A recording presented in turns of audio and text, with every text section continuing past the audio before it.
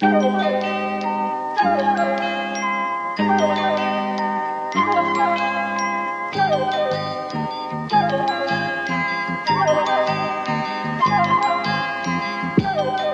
he's writing in this dystopian future is an accurate depiction, or relatively accurate, if slightly embellished depiction, of what most people's working conditions are like now. Yeah. It's like, what if this happened to middle-class people too? It could happen to you.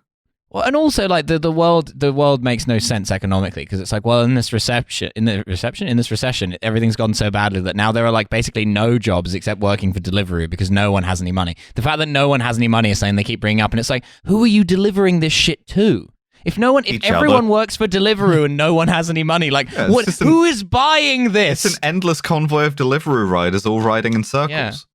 And his wife is an accountant, but she can't get work as an accountant anymore. She has to work for a primary school. And it's like, that's not a thing that happens in recessions. Also, why did he have to, like, stop being a financial advisor? Yeah, not explain. He's like, well, because I'm the man who lost £1 million. And it's like, you don't have to tell them that. So many characters, like, lose their jobs because they get automated out of them. But it's something that happens, again, in a recession.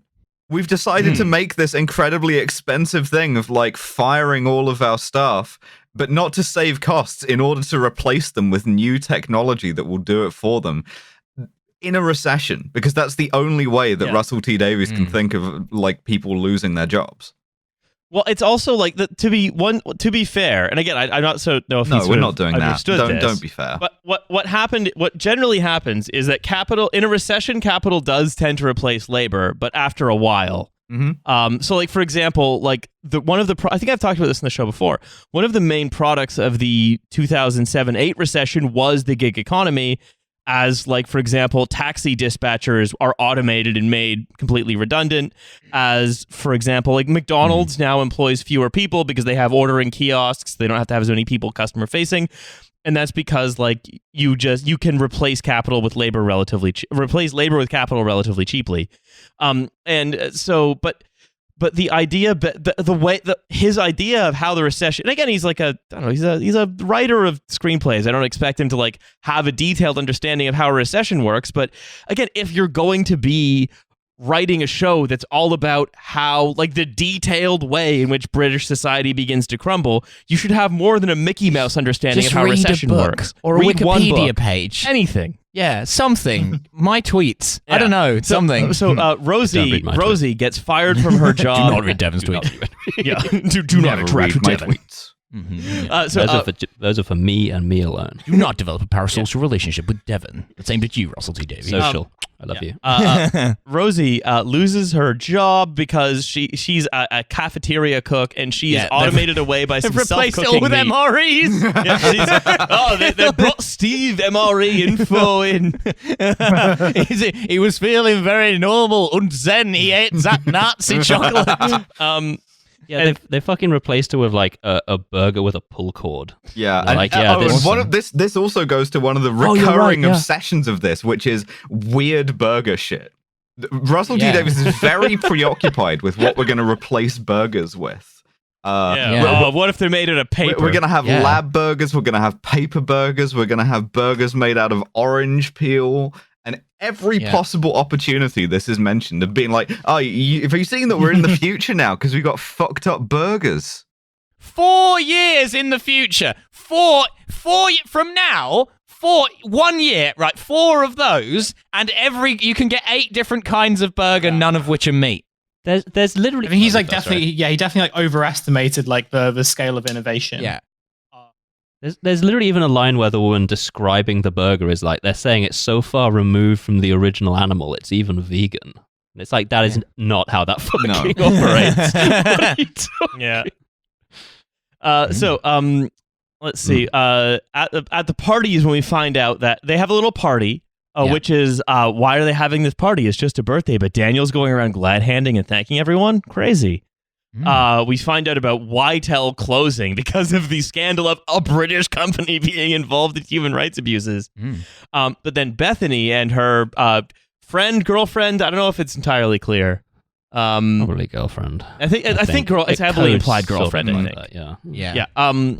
are talking about how, oh my goodness, there's this one guy who has a wafer in his head, and he can is a pink wafer. He can print his thoughts. You can print his. I wrote this down too. I would love to print my thoughts. Who print wants his to print their thoughts? thoughts? What if you could print? What if your thoughts were cops and you can print them? Yeah. I assume they mean 3D print, but it's still very funny to me to just imagine the Ticker guy have tape. a telex just coming out.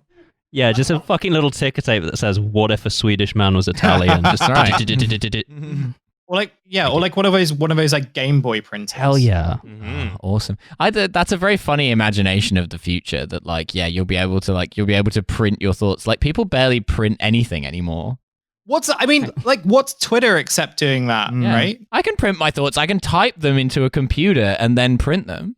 I would actually be extremely into transhumanism if it was like limited to early 90s technology. And Like on the Game again, Put me in an Amstrad emailer. Like the fucking I got a tape deck see-through in my colored dick. plastic, that kind of shit. Oh yeah. I mean, and again, the reason why they're doing transhumanism is because one, hammering you over the head with "it's in the future," ooh. And second of all, because they're fucking cowards who are too scared to talk about trans people. Well, again, they Have they do solved talk about that? trans Yes. people, but again, like with the gender as like a kerfuffle being settled solved. that issue. shit. Yeah. There's a bit. There's a bit in here. Oh fuck. Oh, I have the bit. I also Alice, flagged I this have up. the bit written down. Okay, Don't you worry. okay. I know the bit you're talking about. Yes, The bit on the ship, right? You know the bit I'm talking about after the because it's ship. also Yeah. in my name in the Zencast recording session. I can't actually see your full name because of the Zencaster Gender UI. from here. It's gender, yeah. Which is it's still gender normal. surgery boat. Okay, there we go. Hell Yeah, yeah. so I know what you're talking about. Okay, so Yeah. basically, Bethany's speech about being transhuman also goes, "Sometimes I think my lungs fill up with air and it goes in and out like some kind of bellows, and it just feels so thick. But we could be flying. We could be wavelengths. Wouldn't we like to be wavelengths?" I hate her so much. I want to fucking kill this kid.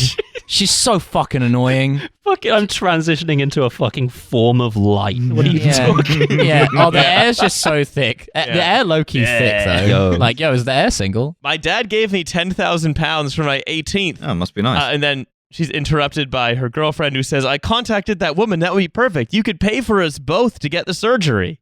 Because apparently, again, because if this is supposed to also be the allegory for like being transgender in the near future, listen. it's like, wow, £5,000 each. I was gonna say, if you can find any kind of trans surgery, however minor, for £5,000, please DM me immediately. Even if you are several Slovakian men operating a cargo freighter where you're just gonna cut my dick off. Yeah. Yes, Because Alice we would put- enjoy that, no. actually. Well, She'd be true. like, what kind of boat is this? Yes, we put dick on the fence and then shoot off with bottle and can. I'm like, perfect. I'm just kind of imagining like what a British TERF would be if they were like getting mad about teens becoming Soundwave. Well, they kind of have this with Celeste, where she's like, "Oh, you're not becoming a fucking robot in my house," which is very You're not funny. becoming a sound wave. Yeah, Celeste is representing Devon.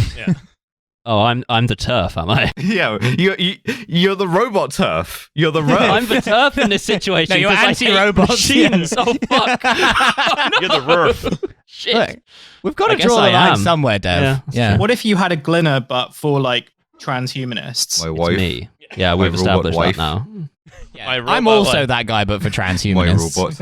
robot. Anyway, we're in this thing where they're having this party, and then there's a strange tonal thing where it's like quite upbeat at the party, where Daniel is announcing sort of Victor's escape from Ukraine and how he kind of smuggled himself. Which Ukraine would that be? One of The them. Ukraine. Galicia, as a matter of from the Hey, eternal Ukraine. kingdom of Galicia. Smuggled himself in a big bag of daddy's sugar. That's To Poland through France, everyone boos, onwards to Spain, and then in socialist Spain he was arrested, but he can apply for asylum and he won't be deported. Yay, socialism. We did it, baby. Mhm. Oh, but not too far That'll though. never come up again. Yay, That moderate storyline is social solved. democracy. That's right. Yeah. So basically, right.